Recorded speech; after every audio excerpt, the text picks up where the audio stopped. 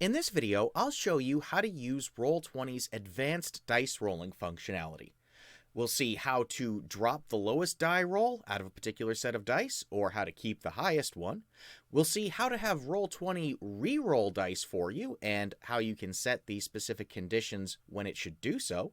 We'll also talk about how you can manually set the critical threat range or critical failure range for a particular die, as well as some other things like sorting your dice rolls, listing the number of matches, and stuff like that. So let's dive right in. And to start out with, let's do a real simple example here.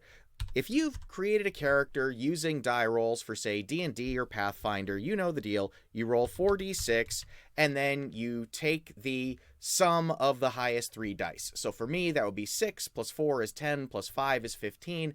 I would have a 15 here.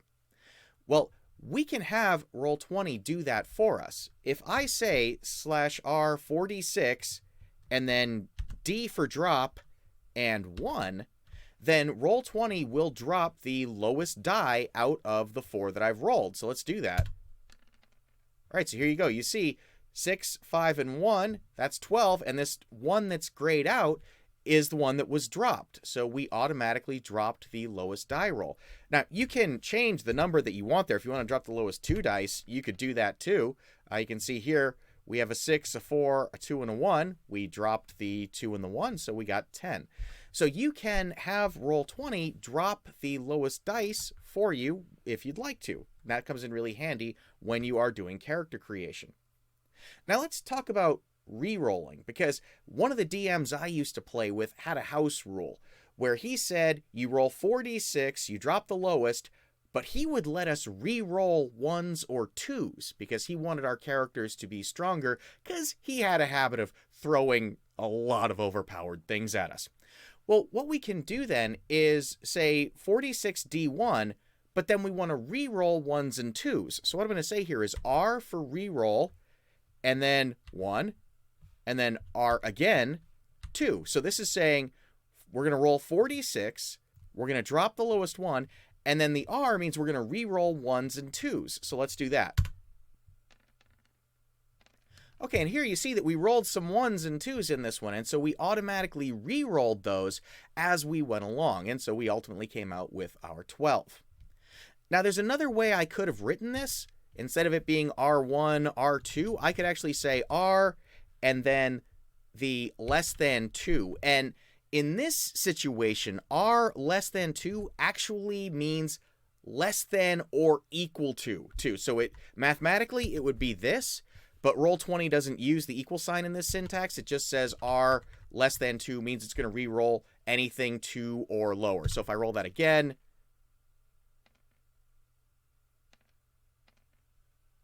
all right, and you notice something that just happened here. I re-rolled multiple times because I kept rolling 2s. That's something that's important to mention about this command. Roll20 is going to continue re-rolling until it doesn't get that 2 anymore. So, what if we only want to re-roll once? For example, maybe you are a halfling in D&D 5e, and you've got that lucky ability where when you roll a nat 1 on the d20 for an attack roll, ability check, or a save, you can re-roll the die, but you have to use the new roll. Well, for that, what we could do is say /R, 1d20, R for re-roll, and then we're going to put an O after it. So we're going to re-roll 1 time, and the condition that we're going to re-roll for is if we roll a 1. So we're going to roll a d20, and we're going to re-roll 1 time if the die roll comes up as a 1. So there you go. You see that we re-rolled there when the 1 occurred. And so here we go. We re-rolled the d20, and we actually got a 1 again. And so now that is working. Now you can use other combinations of dice here as well. So for example, if you are a fighter or a paladin and you have the great weapon fighting style, you can re-roll your damage dice if you roll a 1 or a 2. But then you have to use that new roll. Well, similar deal here. You can say /R, 2d6 for your damage, and then RO, and then anything less than or equal to 2. And now when you roll this, you see, we re-roll, but we only re-rolled once, right? So I rolled 7 damage, and then I re-rolled that 1, and I got a 2, and now we have 8. Okay, so we've talked about rolling dice, we've talked about re-rolling dice, and we've talked about dropping dice, but what about when you want to keep a die? Like, for example, if you have the Elven Accuracy feat, whenever you have advantage on an attack roll, like is described here, you can re-roll one of the dice once. So that means that you effectively are going to roll 3d20 and keep the highest one. Well, for that, what we'll say here is /r 3d20, and then K for keep, and then 1, and that will keep the highest one. So if I roll this,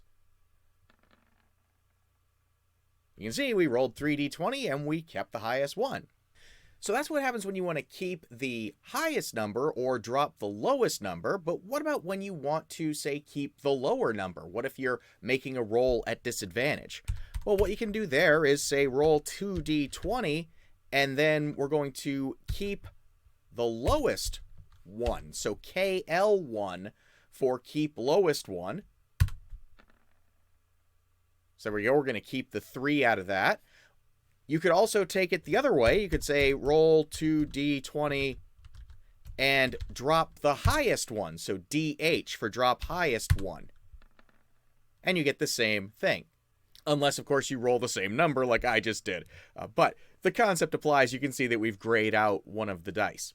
Now, you've probably seen that when you roll a die and you get the maximum amount on that die, you get the die roll marked in green. That means it's a critical success. Well, there may be times when the critical success range for whatever you're rolling is actually greater than just one value on the die. For example, in Pathfinder and D&D 5e, the rapier that you can wield has a critical threat range of 18 to 20. So you want to actually mark that you've scored a crit if you roll an 18, a 19, or a 20 on the d20. And we can actually define that. So what we're going to say here is /r 1d20, right? We're going to roll a d20, and then CS for critical success. And then what we're going to say here is anything greater than or equal to 18 will be marked as a crit. And so there you go. You see that I've just rolled a 19, and Roll20 flagged that in green, meaning this was a critical success. Now, in the same fashion, you can also define a critical failure. So you've probably seen that when you roll the lowest value on a die, it comes up in red, like this. Well, maybe I have something that has a greater failure range. It's a similar syntax. It's going to be 1d6 and then C for critical, but we're going to say CF for critical failure. And then maybe I want anything less than or equal to 3 to be my critical failure. So you can see here I just rolled a 2, and that's being marked as a critical failure as well. Okay, now sometimes when you roll dice, you're not so much looking as like a roll against an armor class or a roll for damage, but you're just trying to count the number of successful die rolls. So like if you're playing a game like Paranoia, you roll d6s, and if it comes up with a 5 or a 6 on a d6, that counts as a success, and then any other dice that you rolled that didn't turn up with a 5 or a 6 just don't count. So you can actually do stuff like that with Roll20 as well. So what I'm going to say here is roll 3d6, and then I'm going to say greater than or equal to 5. That means that any roll that I make on a d6 that comes up 5 or 6 will be counted as a success, and anything that isn't 5 or higher will just not be counted. So let's do that.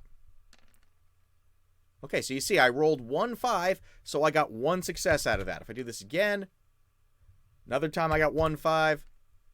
All right, and here I got 2 successes. So this is just a nice way. You don't have to kind of think about it. You can just roll the dice and see how many successes did I get. Now, kind of a nice addition to that is because a 5 or a 6 would be successful, I'd like both of them to be flagged in green. So what I can say here is 3d6 greater than 5, and then critical success greater than or equal to 5. And now you can see when I rolled the 5s, they got marked in green as well. So you can combine these commands. Now, some game systems have this notion of what's called exploding dice. And basically what that means is if you roll, say, a 6 on a 6-sided die, you get to roll it again. And if you roll another 6, you get to roll it again. And basically it just kind of compounds into these huge die rolls.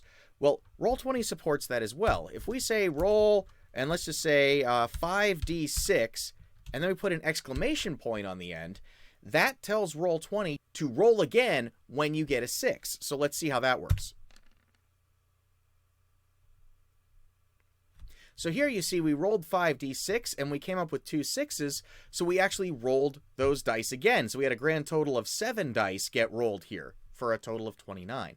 So we can keep re-rolling when we use the exploding dice.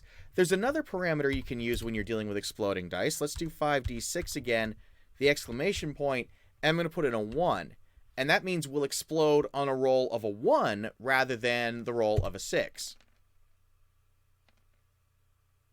So there you saw I rolled a 1 and we re-rolled again, so we had a grand total of 6 dice rolled.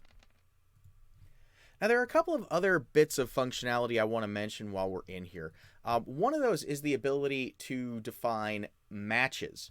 So if I roll 4d6 and I put an M after it, what happens is Roll20 highlights the matching die rolls. So you can see I had 2 4s and 2 5s rolled here, and they've both been color-coded.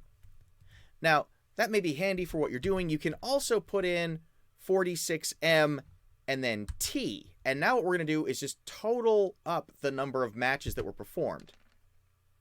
So here you see we had 1 match, and there were 3 dice included in that match.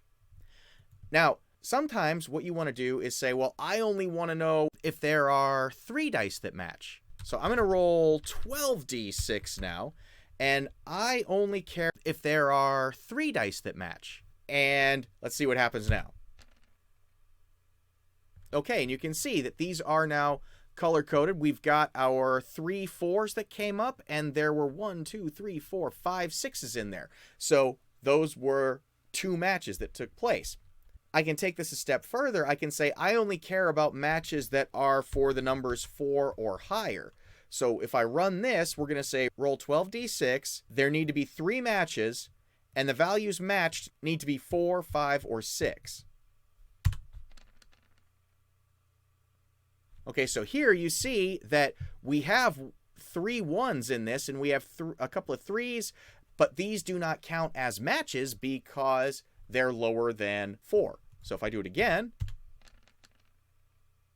now you see we rolled a whole ton of 4s there. Those all matched, but the 3s were not counted. Now, one last flag that we can put into this is the sorting flag. So you notice these numbers are kind of all over the place. What I want to do is sort them, let's say, in ascending order. So what I'm going to do is put an S on the end of this. And now you see I'm sorting all my numbers. So all my 1s are together, 2, 3, 4, 5, all the way up to 6. I can sort this in descending order if I'd rather by putting a D at the end of it. So sort descending. And now you see we start with the highest number and go down. So you can combine all of these different types of die rolls into something very, very involved and very sophisticated. The other thing to mention is all these die rolls work in the inline die roll mode as well. So I've been using the /R here just for brevity's sake, but if I enclose these in double square brackets, you see I still get my roll, and if I hover over it, I get the numbers in the format that I specified. So if you are creating macros, or if you're going to create abilities on a character sheet, then you can still use that inline die roll syntax with all of these special parameters. I hope you found this video helpful. If you did, please give it a like and consider subscribing. And until next time, folks, have a great day.